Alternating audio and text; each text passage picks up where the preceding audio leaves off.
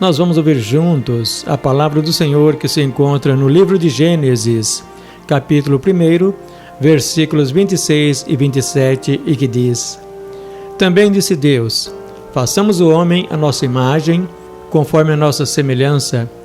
Tenha ele domínio sobre os peixes do mar, sobre as aves do céu, sobre os animais domésticos, sobre toda a terra e sobre todos os répteis que rastejam sobre a terra. Criou, pois, Deus o homem à sua imagem. A imagem de Deus os criou, homem e mulher. Gênesis capítulo 1 e versículos 26 e 27. E o tema para a nossa mensagem de hoje é: o homem, principal obra da criação. No livro de Gênesis, no capítulo 1 e 2, vemos ali o relato de todas as obras da criação. Nos versículos 1 e 2 do capítulo 1 está escrito que no princípio criou Deus os céus e a terra. A terra, porém, estava sem forma e vazia, e havia trevas sobre a face do abismo, e o Espírito de Deus pairava sobre as águas. A seguir, Deus foi criando de maneira ordenada as demais obras, uma após outra, como por exemplo, haja luz, haja firmamento, haja luzeiros no firmamento, produz a terra seres viventes. E também Deus ordenou a criação das ervas verdes, das árvores frutíferas, dos seres viventes conforme a sua espécie, dos animais domésticos, dos répteis e animais selváticos segundo a sua espécie, os peixes do mar segundo a sua espécie, e assim sucessivamente até o término da criação, que teve a duração de 6 dias, descansando Deus no 7º dia de todas as obras que criara. Mas existe um item da criação de Deus que, ao criá-lo, ele agiu de maneira diferente das demais obras. Para todas as realizações de Deus na formação do universo, tudo nos leva a crer que ele estava só, criando e ordenando a matéria. Entretanto, quando chegou a vez de criar o homem, vemos que ele já não estava só. Entendemos que Deus convocou o Filho e o Espírito Santo, formando assim a Trindade, para juntos criarem o homem, porque foram essas as palavras por ele usadas para criar o homem, principal obra de sua criação. Então disse Deus: façamos o homem, façamo-lo conforme a nossa imagem e semelhança. E o homem surgiu belo e jovem das mãos do Criador. Nota-se que o verbo se encontra no plural, façamos. Essa colocação verbal indica a presença de 2 ou mais pessoas. E foi justamente o que aconteceu. Estava ali presente a Trindade para a criação do homem. Observa-se também que para a criação das demais obras, o verbo foi usado no singular, ou seja, haja luz, haja firmamento, haja luzeiros no firmamento e assim por diante. Mas somente para criar o homem é que Deus usou o verbo no plural, façamos. A Bíblia mostra que o homem foi coroado de glória, de honra e de muita autoridade, como vemos no Salmo de número 8. Diz o seguinte: fizeste-o, no entanto, um pouco menor que Deus, e de glória e honra o coroaste. Deste-lhe domínio sobre as obras das suas mãos, e sobre os seus pés tudo lhe puseste, ovelhas e bois, e também os animais do campo, as aves dos céus, os peixes do mar, e todos os animais que rastejam sobre a terra. Porém, o homem perdeu esse estado original em razão do pecado. Pela queda do homem, através da desobediência, disse Deus à mulher: multiplicarei sobremodo os sofrimentos de tua gravidez. Em meio a dores darás à luz filhos. O teu desejo será para o teu marido, e ele te governará. E ao homem disse: visto que atendesse à voz da tua mulher, maldita é a terra por tua causa.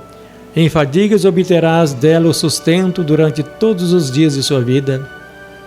Ela produzirá também cardos e abrolhos, e tu comerás a erva do campo.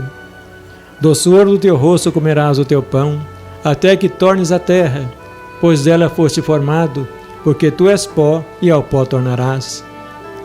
Vemos então que por um único homem entrou o pecado no mundo, e pelo pecado da morte, ao ponto de a Bíblia generalizar, afirmando que todos pecaram e destituídos estão da glória de Deus. Romanos capítulo 3 e versículo 23. Após a queda do homem pela desobediência a Deus, só lhe restaram duas possibilidades: ou ele se perderia eternamente por ser incapaz de alcançar de novo a salvação através de suas próprias forças, ou o próprio Deus teria que interferir novamente no destino eterno do homem. E foi justamente isso que aconteceu. Deus, na sua infinita misericórdia, no seu infinito amor, teve compaixão do homem perdido e deu a ele uma nova oportunidade de alcançar novamente a vida. Para tanto, ele enviou seu próprio Filho para efetuar o nosso resgate. No Evangelho de João, no capítulo 3, versículo 16, está escrito: Porque Deus amou ao mundo de tal maneira que deu seu Filho unigênito, para que todo aquele que nele crê não pereça, mas tenha a vida eterna. Essa foi a chave da nossa vitória em Cristo. Quando Deus diz que amou o mundo, a palavra mundo não se refere ao espaço territorial onde nós vivemos, mas ele se refere ao próprio homem. Então Deus amou o homem, providenciando um meio através do qual ele pudesse alcançar novamente a salvação que havia perdido. E quando Deus diz que amou o mundo de tal maneira, essa expressão de tal maneira significa que o amor de Deus para com o homem é um amor imensurável, infinito, um amor sem limites, um amor que não há possibilidade de ser medido, porque não tem início, meio e fim.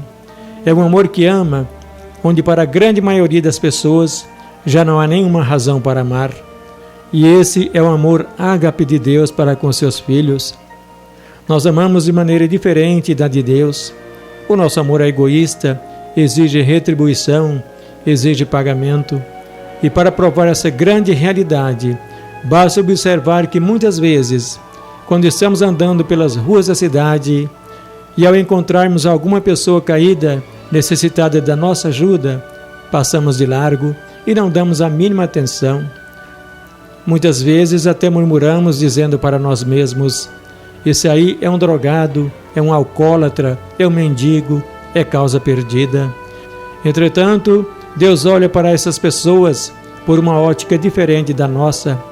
Ele vê possibilidades nelas, estende as suas mãos, colocando-as de pé novamente, e a partir daí, andando sob a proteção e orientação de Deus, essas pessoas alcançam novamente vitória. Quando Deus enviou seu Filho para efetuar o nosso resgate, para nos levantar, onde estávamos? Estávamos mergulhados num poço de perdição, num tremedal de lama, mas Ele colocou os nossos pés sobre a rocha e firmou os nossos passos. Colocou em nossos lábios um novo cântico, um hino de louvor ao nosso Deus. Ele tirou-nos do império das trevas e nos transportou para o reino do Filho do seu amor. De longe se deixou ver o Senhor, dizendo: com amor eterno eu te amei, por isso com benignidade te atraí. Jeremias capítulo 31 e versículo 3. E esta é uma declaração de amor feita pelo próprio Deus a mim e a você.